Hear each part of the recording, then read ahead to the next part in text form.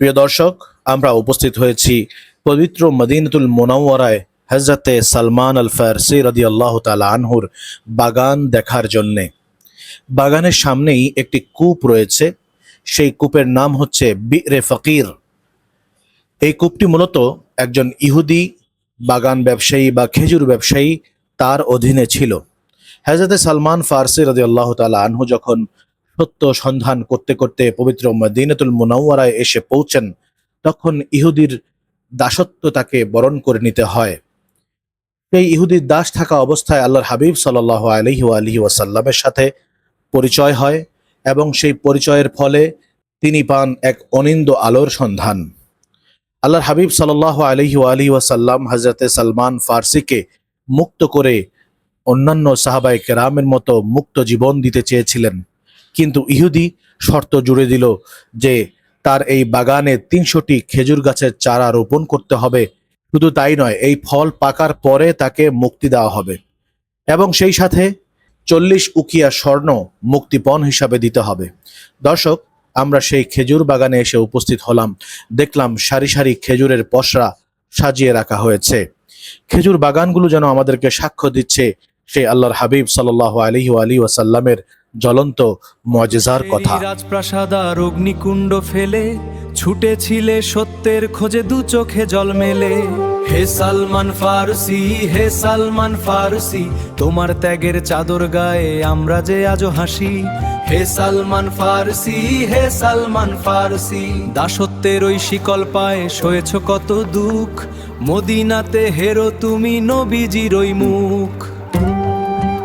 দর্শক, এই মদিনার সবচাইতে উৎকৃষ্ট মানের খেজুর হচ্ছে এই আজওয়া খেজুরগুলো।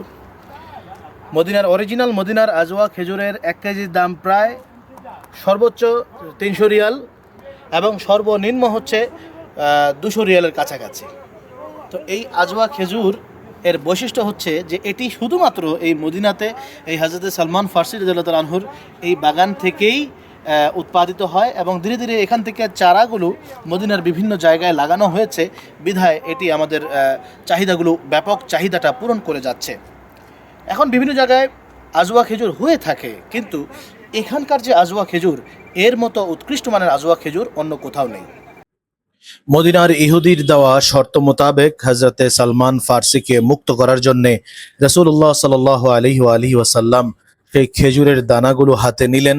সাহাবায়ে কেরামকে বললেন, তোমরা গর্ত করো, আমি একটি করে দানা দেব, সেটিকে গর্ত পূর্ণ করে পানি ছিটাবে তোমরা। আল্লাহর হাবিব সাল্লাল্লাহু আলাইহি ওয়াসাল্লাম 299টি চারা নিজ হাতে রোপণ করলেন। একটি চারা হযরতে ওমর ফারুক রাদিয়াল্লাহু তাআলা আনহু নিজে রোপণ করলেন। 299টি চারা তৎক্ষণাৎ বড় হলো, ফল ধরল এবং পাকলো এক মুহূর্তের মধ্যে, সুবহানাল্লাহ। কিন্তু একটি চারা, যেটি হযরতে ওমর ফারুক রাদিয়াল্লাহু তাআলা আনহু নিজে রোপণ করেছিলেন, সেটিতে ফল ধরল না। রাসূল সাল্লাল্লাহু আলাইহি ওয়াসাল্লাম বললেন, তোমরা এক কাজ করো, সেই চারাটিকে আবার উপড়ে ফেলো, আমি নিজে হাতে সেই চারাটি আবার লাগাবো। যা বলা হলো তাই করা হলো। রাসূল সাল্লাল্লাহু আলাইহি ওয়াসাল্লাম নিজ হাতে সেই চারাটি আবার রোপণ করলেন। তখন সেই চারায় সাথে সাথে ফল ধরল, ফল পাকলো এবং রাসূলুল্লাহ সাল্লাল্লাহু আলাইহি ওয়াসাল্লাম বললেন, তোমাদের কাছে যেই স্বর্ণ আছে সেই স্বর্ণ নিয়ে আসো, আমি সেই স্বর্ণের মাধ্যমে ইহুদির মুক্তিপণ প্রদান করব। আল্লাহর হাবিব সাল্লাল্লাহু আলাইহি ওয়াসাল্লামের কাছে একটি ডিম পরিমাণ স্বর্ণ প্রদান করা হলো।